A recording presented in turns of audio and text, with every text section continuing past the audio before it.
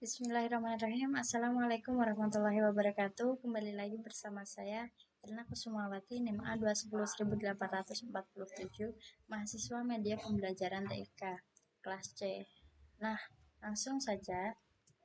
Di sini kita akan membahas mengenai akuntansi perusahaan jasa. Sebelum lanjut ke materi, saya akan menyampaikan kompetensi dasar dan indikator pencapaiannya terlebih dahulu ya.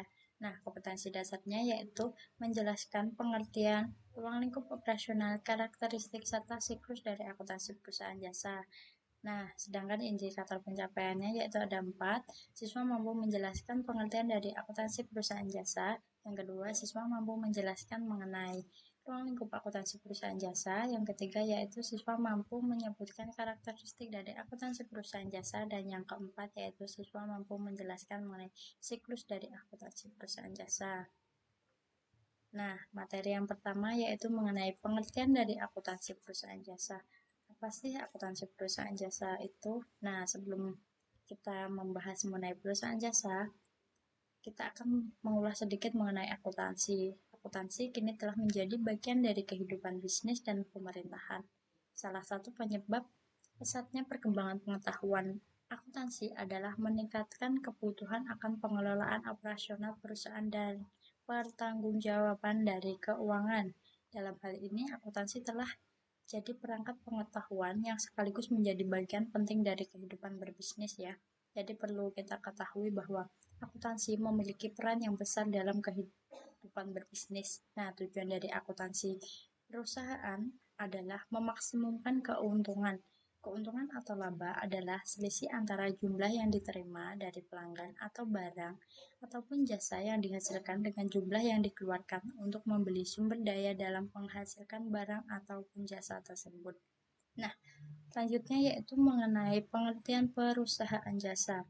Di sini ada dua pengertian menurut para ahli. Yang pertama yaitu menurut Kotler. Kotler berpendapat bahwa perusahaan jasa adalah perusahaan yang menawarkan suatu tindakan yang tidak berwujud dan tidak menyebabkan pemindahan pemilikan. Yang kedua yaitu menurut Adrian Painen mendefinisikan bahwa perusahaan jasa adalah sebagian perusahaan yang melakukan aktivitas ekonominya yang memiliki manfaat intangible dan terdapat hubungan interaksi dengan konsumen ataupun dengan barang miliknya sendiri, tetapi tidak menghasilkan transfer kepemilikan. Nah, selanjutnya yaitu mengenai ruang lingkup akuntansi perusahaan jasa. Di sini ada 7 ruang lingkup yang perlu kita ketahui. Yang pertama yaitu jasa profesi seperti jasa dokter, akuntan, konsultan keuangan, konsultan pajak, dan konsultan-konsultan lainnya. Yang kedua yaitu jasa travel, penjualan tiket atau perjalanan seperti tiket pesawat, tiket kereta, tiket bis, tiket kapal seperti itu. Yang ketiga yaitu layanan instalasi dan reparasi seperti reparasi ponsel ataupun counter HP maupun bengkel sepeda motor, bengkel mobil seperti itu. Yang keempat, jasa pendidikan atau kursus seperti bimbingan belajar, kursus bahasa, dan sekolah umum. Yang kelima yaitu penginapan seperti hotel, asrama, dan mes. Yang keenam, penyedia layanan komunikasi seperti televisi, radio, dan telepon. Dan yang terakhir yaitu jasa perawatan tubuh seperti salon, spa, dan jasa kecantikan yang lainnya. Nah, selanjutnya yaitu mengenai karakteristik akuntansi perusahaan jasa. Di sini ada 5 yang karakteristik dari perusahaan jasa yang perlu kita ketahui. Yang pertama yaitu kegiatan utamanya yaitu menjual jasa. Karena kita ada perusahaan jasa, jadi kegiatan utama adalah menjual jasa, bukan menjual barang ya. Yang kedua yaitu tidak menyediakan produk dalam bentuk fisik. Karena kita menjual dalam bentuk jasa, maka tidak menyediakan dalam bentuk fisik seperti barang ataupun yang lainnya. Yang ketiga yaitu hasilnya tidak bisa disamaratakan. Nah, tidak seperti saat kita menjual barang. Antara barang yang dijual di toko A itu harganya biasanya sama seperti yang dijual di toko B. Nah, sedangkan kita perusahaan jasa, maka hasilnya tidak bisa kita samaratakan seperti kayak kita menjadi seorang konsultan pajak. Nah, hasilnya kita tidak bisa samakan dengan saat kita menjadi dokter seperti itu ya. Yang keempat yaitu tidak ada harga pokok produksi. Nah, karena kita tidak melakukan kegiatan produksi, maka tidak ada HPP. Yang kelima yaitu tidak ada standar harga yang umum.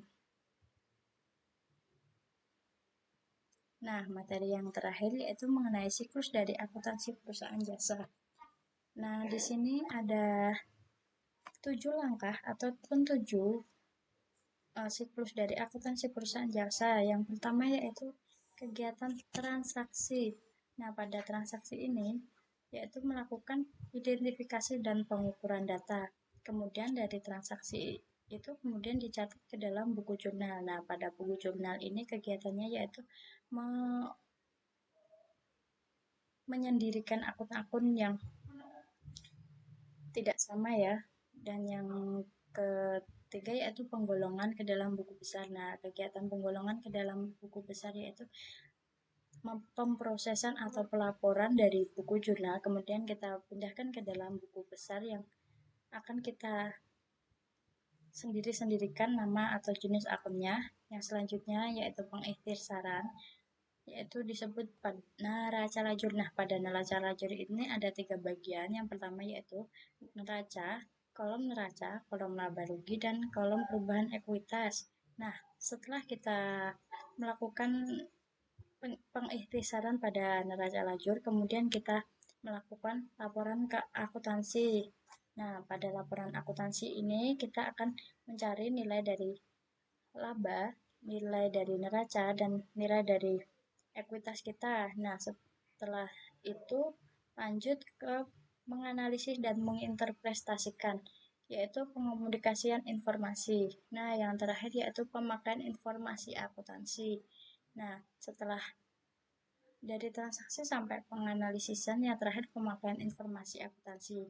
Dan nah, mungkin itu saja materi yang dapat saya sampaikan. Ada kurang lebihnya mohon maaf. Dan apabila ada kesalahan, saya mohon maaf. Wassalamualaikum warahmatullahi wabarakatuh.